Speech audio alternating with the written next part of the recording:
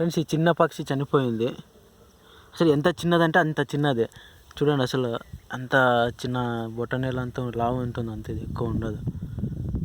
కానీ ఈ పక్షి ఎందుకు చనిపోయిందంటే మా పొలంలో ఇక్కడ కొత్తగా ట్రాన్స్ఫార్మర్ వేశారనమాట. ఈ ట్రాన్స్ఫార్మర్ వేశారు.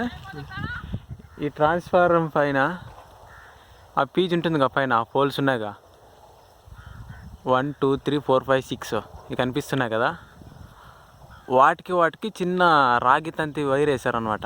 వాటి మధ్యలో వెళ్ళి కూర్చోయింది. అలా కూర్చోవడం వల్ల ఇది చనిపోయింది. అదే పీచ్ ఏమైనా క్రాస్ చేసింటే ఇది బతికేదేమో.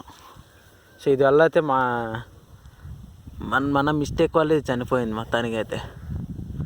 పీచ్ అలా వేరే మార్గం వెతకాలేమో. మనం చేసే పనులు నేచర్ కూడా ఎఫెక్ట్ అవుతున్నాయి. పక్షులు నాకైతే చాలా బాధ వేస్తుంది ఇదైతే చనిపోయిందానికి. మనం ఎందుకు చనిపోయింది కారణం ఆలోచించాలి. ఇదిగోండి, మా పొలంలో ఈ పక్షి చనిపోవడానికి కారణం ఈ ట్రాన్స్ఫర్ పైన ఉండే పీచ్. ఈ పీచ్ని కొద్దిగా పక్క సైడ్ వేస్తే ఏమైనా బాగుంటుందని నా ఆలోచన. దీనికి కావాల్సిన ఇంజనీర్స్ మీరే సరి చూసుకోవాలి. ఎలక్ట్రిక్ సంబంధించి నాకు అనిపించింది అని చెప్పాను.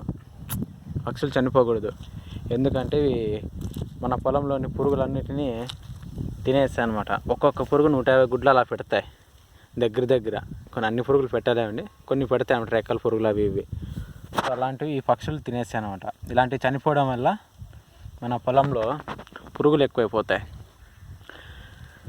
కాబట్టి నేను అది చెప్పాను. థ్యాంక్ యూ ఫ్రెండ్స్, ఉంటాను.